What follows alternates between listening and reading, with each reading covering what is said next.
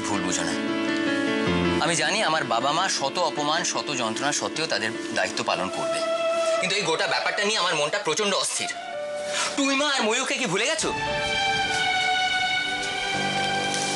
তোমরা একা একা ও বাড়ি যাবে না, আমিও তোমাদের সাথে যাবো। তুই শুধু টুইমা আর ময়ূরকে ভাবছিস।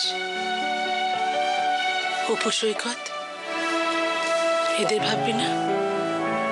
ঠিক আছে, ওগুলো দেখে নিও ঠিক আছে কিনা। এই নাও ধরো। এটা আবার কি হবে? এতে তোমার পেস্ট, ব্রাশ, শেভিং সেট সব ভরে দিয়েছি। শোনো, সাবধানে থাকবে আর যাকে তাকে দরজা করো না, হ্যাঁ?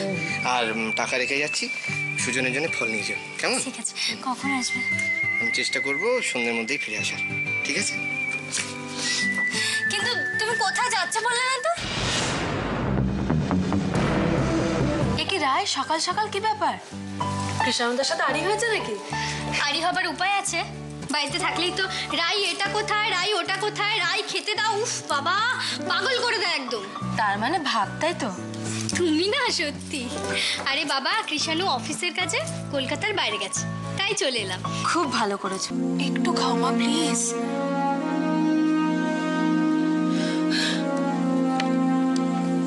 বেশ,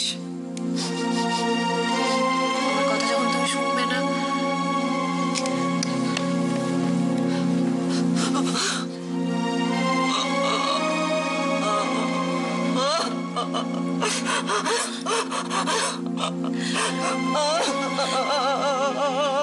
না না না, আমার না।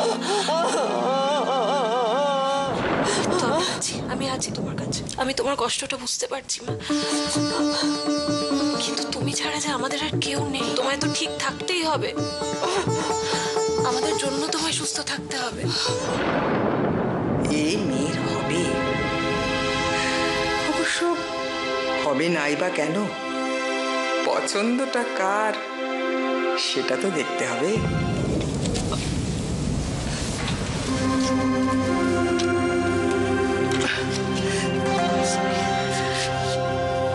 খুব ভালো মেয়ে তুমি, ভেরি গুড। হঠাৎ দেখলাম তুমি তোমার শাশুড়ি মাকে কি যত্ন করে খাওয়াচ্ছিলে। So happy. মোহনা, তুমি ঠিক এইভাবেই সকলের মন জয় করো। কিন্তু তাতে আপনার কি লাভ সেটা তো ঠিক বুঝলাম না টুইমা।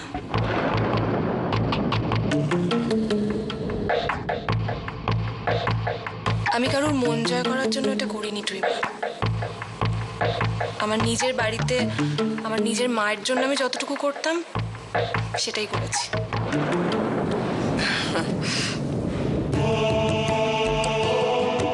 দাদা বলছি, এটাই কি কুসুমপুর? হ্যাঁ। আচ্ছা, আপনি বলতে পারবেন বৈদ্যপাড়াটা কোন দিকে? ও, বৈদ্যপাড়া যাবেন?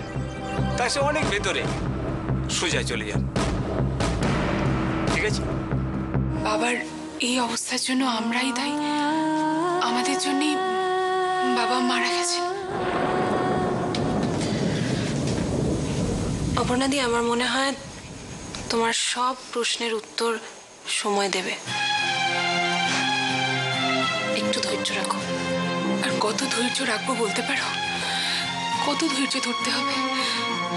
কি অপরাধ বলো তো আমার? আমি গরিব সাধারণ বাড়ির মেয়ে, সেটা? তুমি কি বলছো এসব?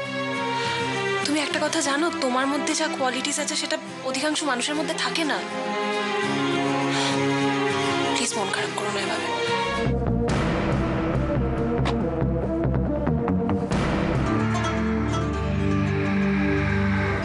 সব কেমন পাল্টে গেছে, অবশ্যই দিকটা কোনোদিন আসা হয়নি। তাহলে কি বাড়ি চিনতে ভুল করি? কাউকে ডাকবো, কিন্তু কি বলে ডাকবো?